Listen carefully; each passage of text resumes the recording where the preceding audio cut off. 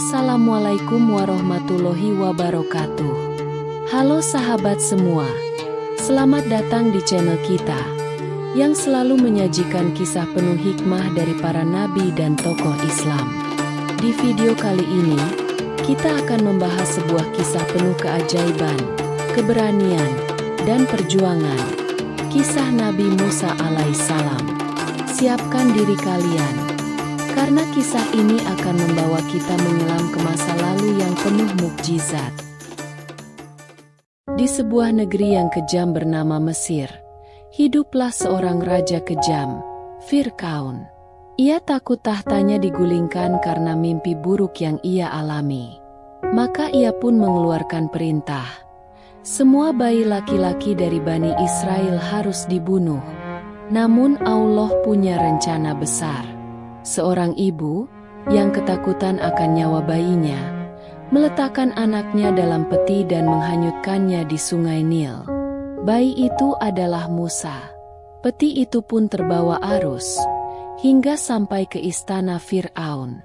Yang luar biasa, istri Fir'aun, Asyah, jatuh hati kepada bayi ini.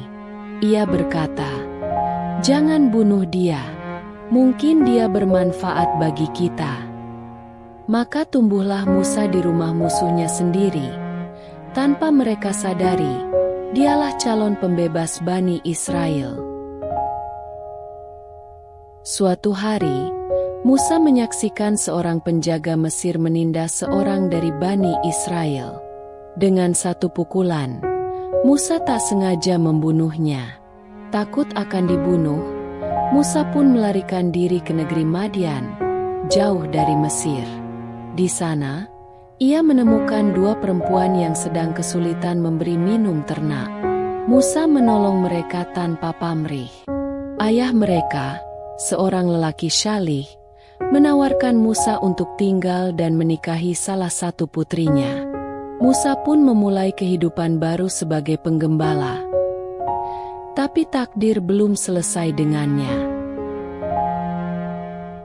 Saat Musa sedang dalam perjalanan, ia melihat api menyala di Gunung Tur. Ia pun mendekatinya. Tiba-tiba, terdengar suara, "Wahai Musa, sesungguhnya aku adalah Tuhanmu." Disinilah Musa mendapat wahyu.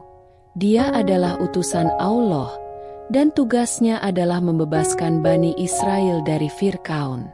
Allah memberinya dua mukjizat. Pertama, tongkat yang bisa berubah jadi ular besar.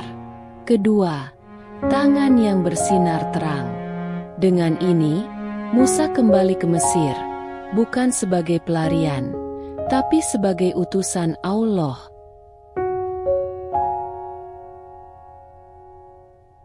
Fir'aun menertawakan Musa dan menyuruh para penyihir terbaiknya untuk mengalahkan mukjizat Musa. Maka diadakanlah pertandingan sihir. Penyihir melemparkan tali dan tongkat. Tiba-tiba semuanya tampak seperti ular. Tapi saat Musa melemparkan tongkatnya, ular besar dari tongkat Musa memakan semua sihir mereka. Para penyihir yang awalnya mendukung Fir'aun langsung sujud. Mereka tahu ini bukan sihir, ini mukjizat dari Tuhan semesta alam. Meski telah melihat mukjizat dengan mata kepala sendiri, Fir'aun tetap keras kepala. Ia menolak untuk percaya dan malah makin menindas Bani Israel.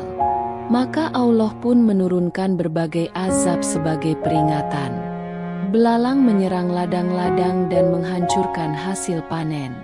Kutu-kutu kecil menyerang tubuh dan makanan mereka.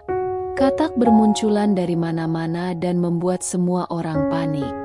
Air berubah menjadi darah. Tak ada air bersih, hanya darah yang mengalir. Fir'aun memohon kepada Musa agar memohonkan kepada Tuhannya untuk mengangkat azab itu, dan berjanji akan membebaskan Bani Israel. Tapi setiap kali azab diangkat, Fir'aun kembali ingkar. Hingga akhirnya, tibalah azab terakhir yang akan mengakhiri segalanya. Fir'aun makin marah dan ingin membunuh Musa dan pengikutnya. Musa dan Bani Israel pun terdesak di tepi laut.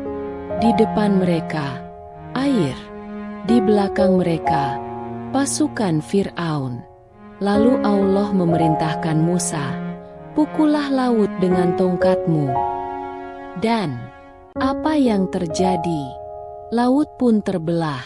Musa dan pengikutnya menyeberang lewat jalan kering. Fir'aun mencoba mengejar, tapi saat Musa dan kaumnya selamat sampai seberang, laut kembali menutup. Fir'aun dan tentaranya tenggelam. Begitulah akhir dari sang penguasa sombong, dan kemenangan besar bagi Nabi Musa dan Bani Israel. Sahabat, dari kisah ini kita belajar bahwa ketakutan seorang ibu, keberanian seorang utusan, dan kekuasaan Allah bisa mengubah segalanya. Tidak ada yang mustahil bila Allah sudah berkehendak. Dari tongkat sederhana, lahirlah mukjizat luar biasa. Dari seorang bayi, tumbuhlah pemimpin yang mengalahkan tirani. Semoga kisah ini menginspirasi kita untuk lebih yakin pada pertolongan Allah, sekecil apapun langkah kita. Kalau kamu suka kisah seperti ini, jangan lupa like, tulis pendapatmu di kolom komentar, dan tentu saja subscribe channel ini agar tidak ketinggalan kisah para nabi lainnya. Wassalamualaikum warahmatullahi wabarakatuh.